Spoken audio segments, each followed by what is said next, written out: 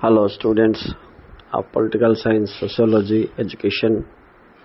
See, this is today's division camp and I am in sick, so I am unable to provide you full support till I am okay.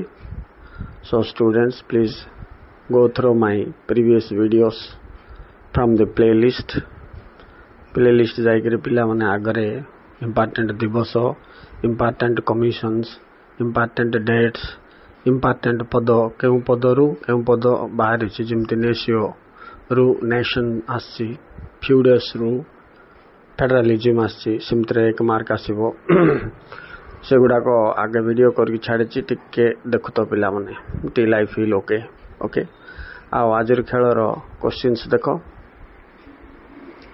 स्वाधीनता परवर्ती नारी आंदोलन means after independence how the movement of women run in India। संविधानिक पदक्षेप कौन कौन निया जाइतिला, आईनगत पदक्षेप कौन कौन निया जाइतिला, जेमती डाउरी प्रोहिबिशन एक्ट एंड अन्य एक्ट गुडाक अछि, child labour prohibition act, right. एगुडाक विषय रे तमे एठी लिखिबा अछि पिलाउन।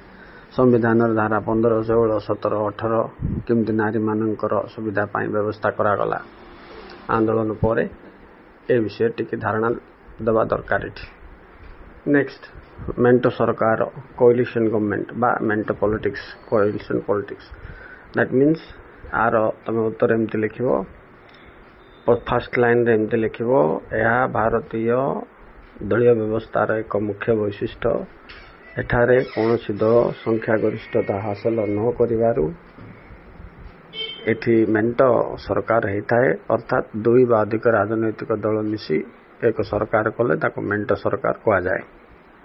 नेक्स्ट देखो पिलाने ग्राम सभा पल्ली सभा 18 वर्ष ऊर्ध भोटर मान को नहीं ग्राम सभा गठित, पल्ली सभा भी सेमती केमती गठित, तापरे आंकर गठन पर वार्षिक बैठक और कार्यावली विषय टिके दर्शाइबो। ग्राम सभार वार्षिक 2टा बैठक, पल्ली सभार गोटे बैठक, बजेट अनुमोदन कार किए करे, यार कार्यावली विषय गोटे गोटे लाइन लिखिबो पिलाने, तो से हिसाब से स्टडी करो।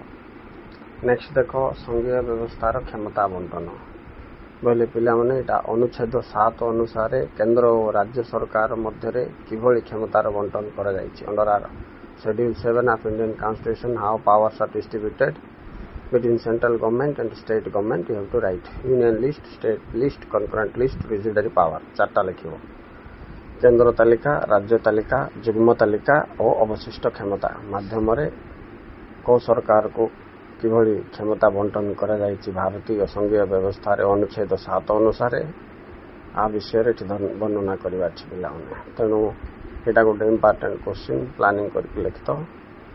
आ मोर व्यू चैनल जाइकी प्लेलिस्ट जाइकी से इम्पोर्टेंट दिवस, इम्पोर्टेंट कमिशन्स, इम्पोर्टेंट केते गुडे पद जो डेमोस्क्रेटस एमती जाक अच्छी ना नेशियो एगुड़ा सब टिके देखिबो पिलाने। अधिकांश बिट क्वेश्चन डैश फिलअप एगुड़ा सब कवर हम। आ लंग क्वेश्चन तो मुझे गणतंत्र गोटे आसो, जाति गठन चैलेंजेस आसो, वैदेशिक नीति इम्पोर्टेंट, वैदेशिक नीति पर तुम संघीय व्यवस्थार वैशिष्ट्य नले केंद्र और राज्य मध्य व्यवस्थापिका संपर्क किंबा प्रशासनिक संपर्क गोटे आसो पिलाने। तो ये सब तुम इम्पोर्टेंट एरिया। तापर लास्ट आड़ को निरस्त्रीकरण विषय गोटे देखिबो, आउ मानव अधिकार ए विषय देखिबो। आ गोटे 3 मार्क मानव अधिकार उल्लंघन किपरि हुए सेटा भी आस्था होछि पिलाने, टिके नजर रखिथिबो से ऊपर।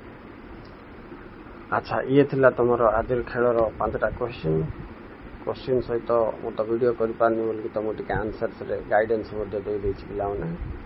सी दैट आ अगर कोन इंपोर्टेंट जिंस थिले म तुमको आज छाड़ी। Okay, thank you, good bye.